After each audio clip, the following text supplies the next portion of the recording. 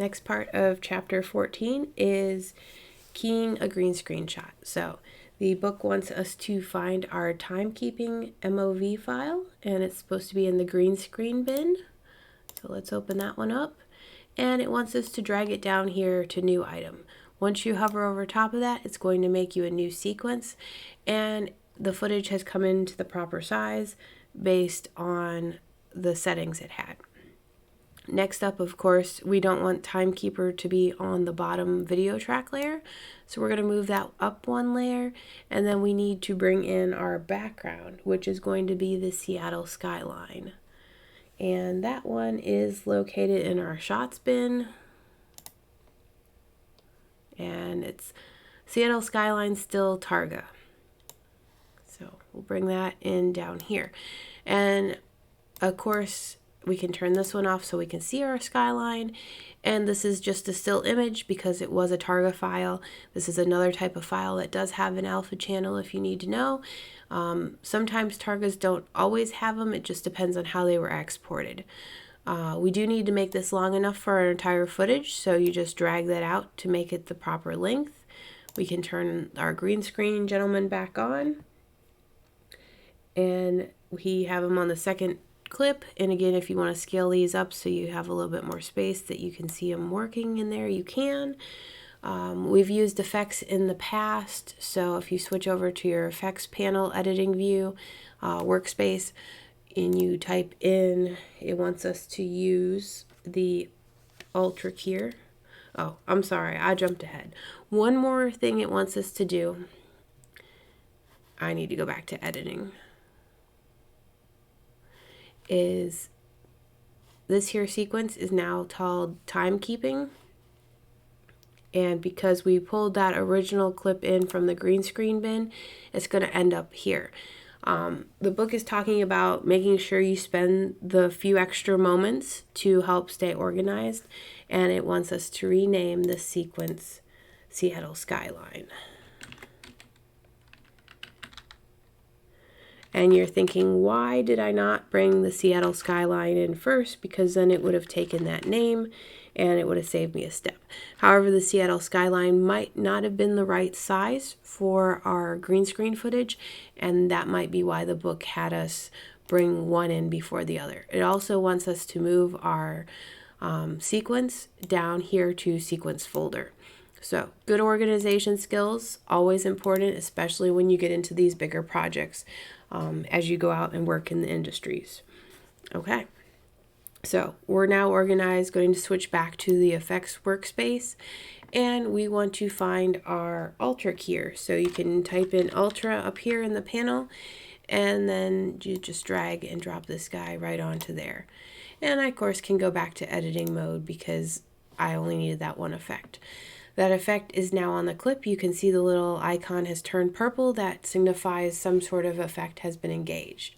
One of the things it wants us to do here with the effects panel is use the eyedropper to select our green that we are keying out. So in doing so, you can hold down Command key on Mac or Control key on Windows when you're using this eyedropper. So if I just use the eyedropper and clicked on the green without holding any of those buttons, I'm going to sample a 1 pixel space or area, which is not very big. By holding down the Command key or Control key, when you take the sample, it's going to give you a 5x5 square pixel area, which will give you some more contrast in your green color. And then also, usually when I select on a green background, I want to choose one of the brighter areas. That usually gives me one of the better results, or maybe it will have to be a darker area. But trial and error is important with this. And then also this one's fairly well lit, so I'm probably going to get some good results no matter where I pick. So I'm holding Control key on here, and I click with the eyedropper, and just that quick, all the green is gone. We have our gentleman and our background is now visible where the green screen used to be. So we can see through that. One of the other things it tells us to do is come up here, and right now we're looking at the composite setting. It wants us to look at the alpha channel. So we've talked about alpha channel. Basically anything that is black is the see-through area.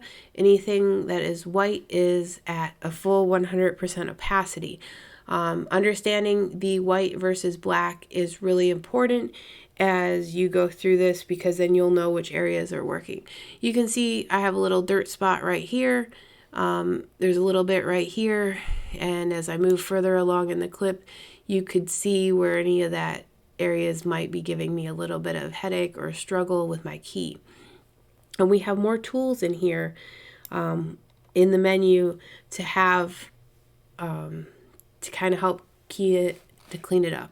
And usually your keys are never as clean as this, and you will have to do some work. So you have your matte generation over here. You have your matte cleanup, spill suppression, and color correction. And one of the things that the book is actually telling us to do in the effects control panel under the Ultra keyer, which we're currently in, it says choose aggressive from the setting menus. So right here, we're on the default. There is an aggressive version. And I'm going to stay in this alpha channel mode, and we should be able to watch and see this should help clean it up. So my edges got a little less soft, and it also got rid of that little gray spot right here. So aggressive works better on this one. It's not going to work on each of them. Sometimes you're going to have to try the default, relaxed, or custom. And a lot of times I have not used aggressive in the past. I usually go into all these different settings here and I make my own changes, because each green screen, when you're keying them, is going to be unique, or blue screen, and some of the stuff you may want more or less in. And you can spend some time doing a key and making it look good. Also, as we get into matte generation later on, that can help as far as like these areas over here where it's still dark. And also, do not be afraid to change back and forth between composite and then back to the alpha channel as you're working through this, because being able to see in both views will give you a truly better understanding of how good your key is. And if you do have like a little bit of muddle here or noise, depending on what your background is, you may be okay to get by with it. But if your background is very contrasty, you're going to notice that bad key right away. So this may take some time, depending on the type of footage you're handed when you're keying in the real world. All right, so some of these other tools over here to help your Ultra keyer perform to its best. You have your matte generation, and that's basically once you've chosen your key color, it has categories that will give you positive results on more challenging footage. So with the example that we're working on, the issues with the original media, particularly around the edges of the subject, they are more visible during fast motion, such as when the jacket is moving quickly. Try to match the settings in the following figure. So even though we left the aggressive on, it wants us to change our transparency here to 45. Next up, and you can type all these numbers in, we have highlight at 68, we have shadow at 49, tolerance at 70, and our pedestal at 100. So that has done a little bit more to the change on this. So there's that.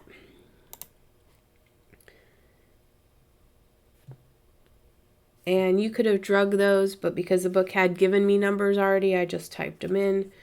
And sometimes you'll have to readjust one parameter as you make the adjustment to the second one.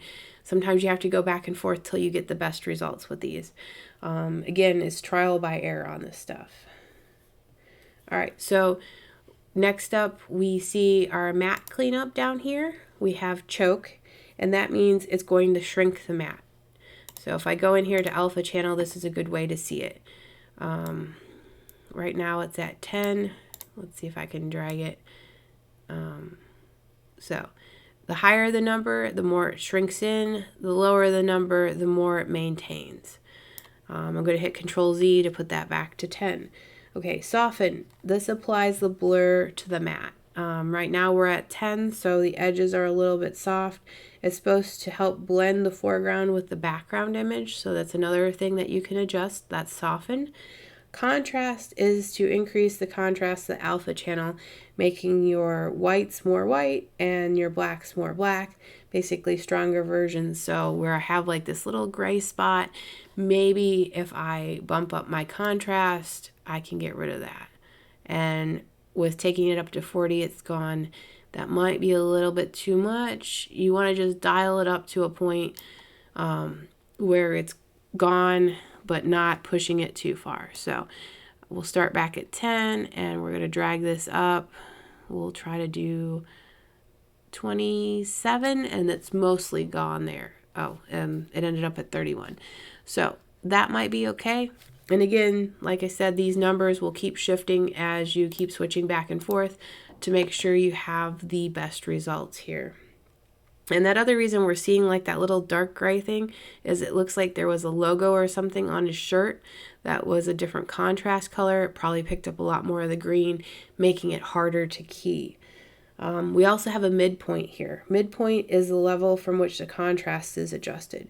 So it's basically an anchor point for contrast. You can adjust contrast around a different level for more subtle control. And then spill suppression, this is nice. So if you did have like the green glow on the edge of your actor or object that you're keying, you can come in here and do some of the suppression techniques. You want to be careful that you don't spill suppress to the point that you lose the color on the edges and they're completely gray, but pulling them down just a little bit can make them a little less glowy. There's also built-in color correction with this keyer. So this is kind of a fast and dirty color key for your foreground piece to help it match to your background. If you're not getting the results there that you like with the end result of the color correction, you can of course go into Lumetri color panel. That is a much stronger color control set of tools and it can help you give those better results as well.